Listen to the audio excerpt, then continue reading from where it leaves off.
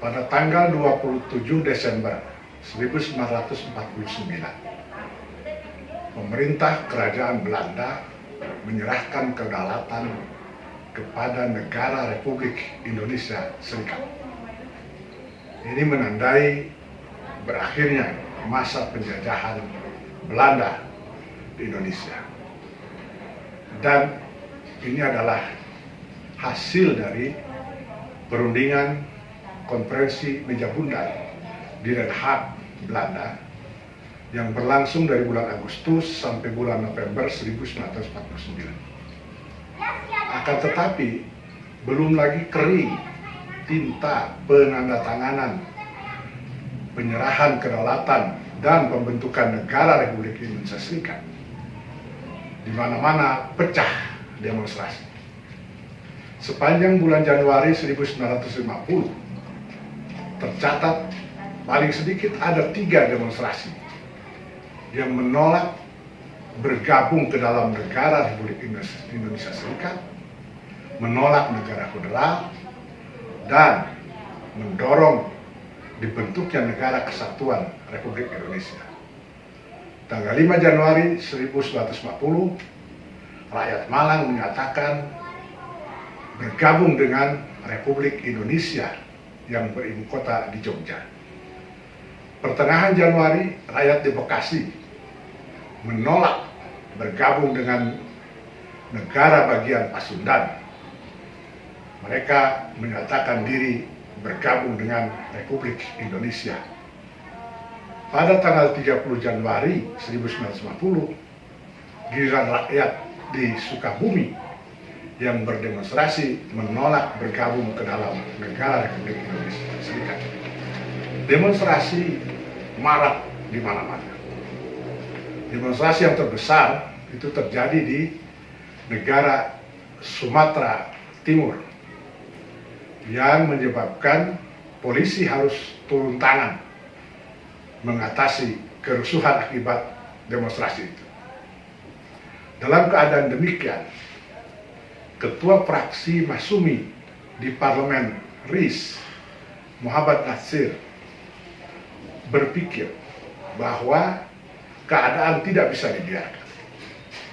Maksud dari berbagai demonstrasi itu tentu baik, tetapi jika dibiarkan berlangsung begitu saja, ini akan merusak negara Republik Indonesia Serikat. Pada tanggal 3 April 1950, Natsir mengajukan mosi integral di Parlemen RIS. Inilah satu-satunya mosi yang didukung oleh semua pemimpin fraksi di parlemen. Natsir melobi dari mulai fraksi yang paling kiri sampai fraksi yang paling kanan, fraksi Partai Komunis Indonesia dan fraksi negara-negara bagian. Tidak ada pemimpin fraksi yang tertinggal, semuanya ikut menandatangani mosi integral.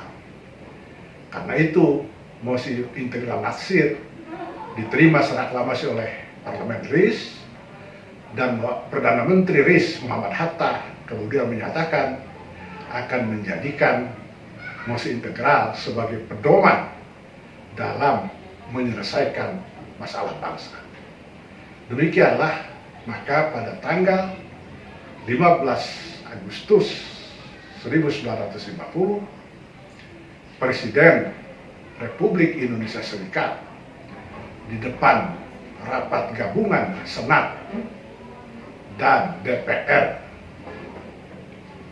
menyatakan bubarnya negara Republik Indonesia Serikat dan berdirinya Negara Kesatuan Republik Indonesia.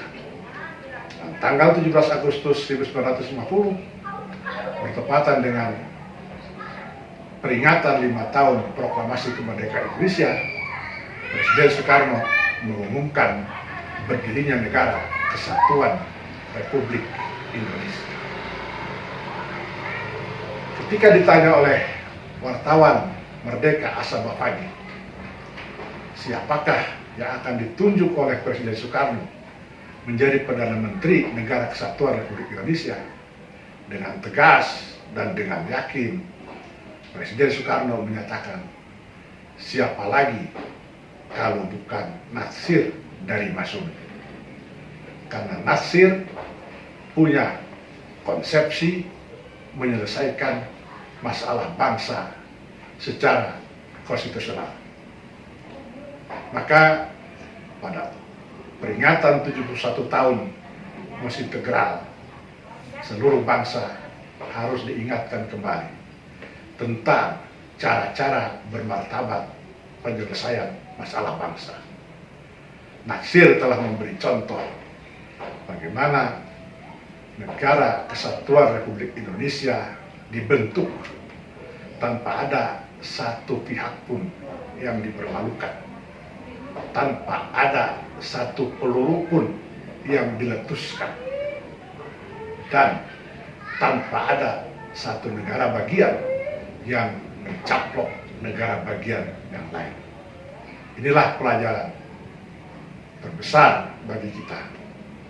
Bagaimana menyelesaikan, sekali lagi, bagaimana menyelesaikan masalah bangsa secara terhormat, secara bermartabat, secara demokratis.